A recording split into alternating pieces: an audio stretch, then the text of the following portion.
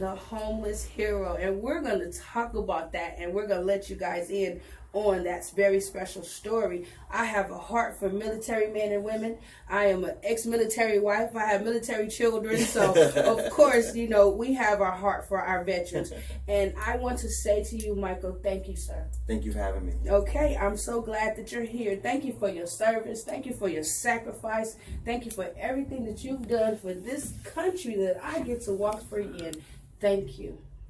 So I wanted to thank him personally in front of everybody so you guys can see it, and and know that we have to thank our military people, because we don't know what they go through with on a daily basis, so that we can walk around free. Of course, we have freedom in Christ, but they make it possible here on earth that we can have the freedom to walk around and not be under military restraints. So I do want to thank you, sir, and I salute you. So today, thank you for coming. Thank you for being willing to share your story. Absolutely. And to let everybody in on our little title. So, Michael joined the military at 17. 17. At 17, what was the frame of mind at 17 to join the military? The military came about because back growing up was... I would say I grew up very underprivileged. You know, my father being a drug addicted, my overworked mother. She worked about 2-3 jobs. So the one thing I always wanted to do was go to college, and I knew that at the time that my mother and father couldn't really afford for me to do that. So, and then I also wanted to pay tribute to my grandfather, who actually served in World War II. Wow! And he would tell out his stories, and no one in the family, you know, everybody would be like, okay, there goes there you go again. Right? No one understood. So, you know, I kind of wanted to do it as a tribute to him. Oh, wow. But and then again, like I said, to pay for my college, you know, tuition. Yes. And so when I brought the idea up, I went and took the test, did everything on my own, and the recruiter showed up at my mom's house, and my mom was like, "Who are you?" That's my baby. And so he was trying to, you know, discuss like, you know, hey, Michael decides that he wants to join the military. My mom said, well, he ain't talked to me, so I don't know. But my dad was, you know, he was like, go for it. You know, he was always encouraging, you know. And we finally, after I think like 3 hours, finally talked my mom into signing the papers, because I was too young to do it on my own. Of course, of course. That as a mom, boy, that heart, I'd be like, my baby, oh my God, my baby. But see, it turned out well for you. Absolutely. And that's good. I like it that you served in Iraq. I did. Oh, wow. I served in Iraq. How was that? Let me just say that serving, when it was, you get the opportunity to go into another country and see how the lifestyle and how they live is totally different from the way we live in America. It actually gave me an appreciation for living in the U.S. because the lifestyle that they live is totally different from what we see every day. So it was definitely an experience. A culture shock. Definitely a culture shock. It was definitely a culture shock. Okay. Wow. And see, that intrigues me because I am going to travel the world, so I just want to, you know, pick and choose the places I want to go. But Iraq has always intrigued me because the people, it's just mystical. And then to walk into it as a young American citizen is just, describe that moment when you stepped on that soil. When I stepped on the soil, the thing I started thinking about was different landmarks of what you read about in the Bible. And so being in that area, it was kind of like, oh my God, because I was actually right by the Euphrates River, you know, so I'm like, oh my God, wow, like I read about this, you know, never in a million years would I ever thought that I'd get at least this close to it, you know, just to see. So that was so amazing to have that that moment where I'm like, this is a moment that I've read about. So it wasn't so much of going to war for me. It was like, wow, this is a moment of what I've read about and what I've grown up, and now I'm finally here. Wow. So you get to touch those things you've read about. And see, that's incredible because I have 2 sons. And I can only imagine. I know the tears, first of all, and then I have to remember, okay, God, I trust you. You're leading, guiding their lives. Because my younger brother, he actually did that, and he signed up for the Navy, and they came to Mama house, and she lost it. She lost it to the point where they were like, okay, lady, we're going to call you. You know, my brother was hiding under the bed. Yes, Uncle Tone, I'm telling on you. My brother was hiding under the bed, not from the military man, but from my mama.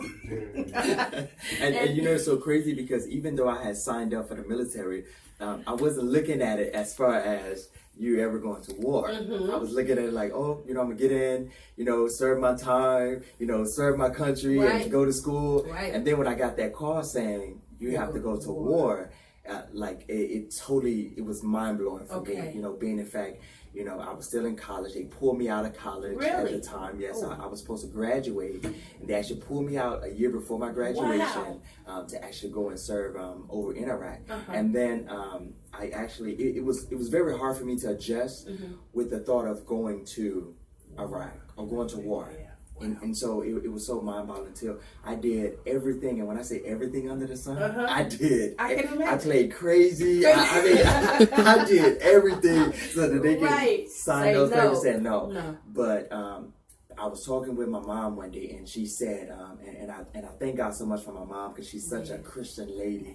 She's a praying woman. Yes, that's what I'm talking about. She came to me and she said, you know what, I made my peace with God.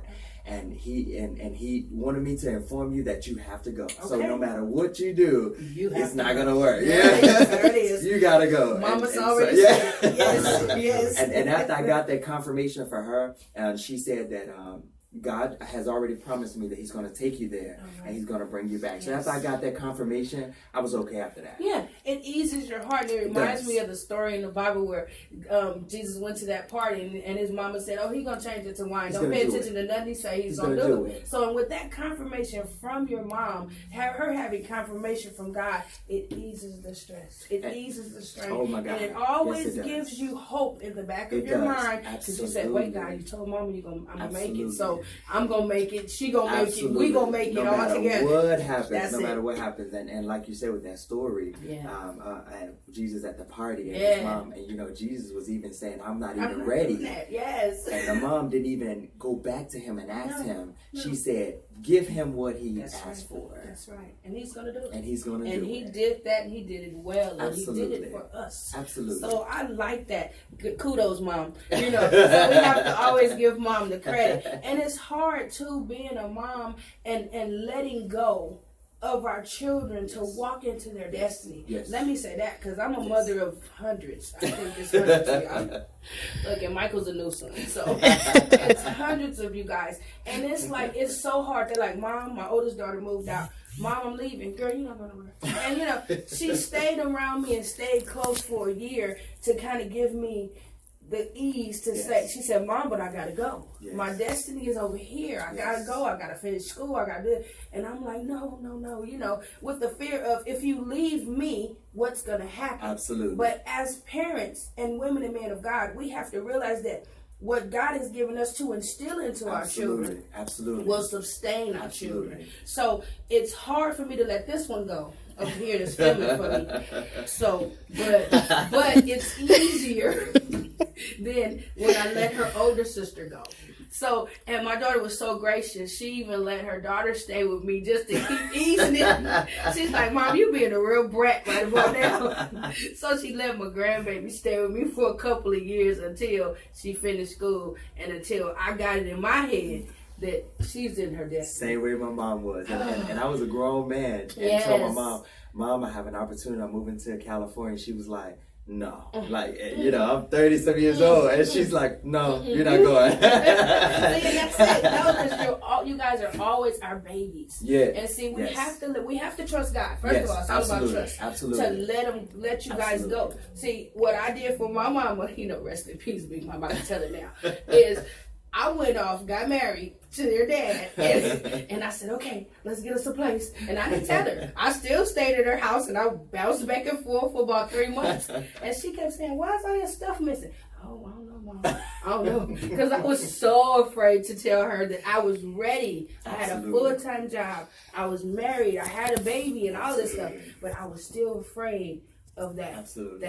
That mama. And see, because my mom was a Christian woman, I kind of use it against her. Okay. I love it. I always use it against her because I'm like, well, you told me to always trust in God, so you got to trust in God too. So I kind of would throw that at her. So she was, we got to look at it. Mama like, okay, I'm trying to hold it in, but boy.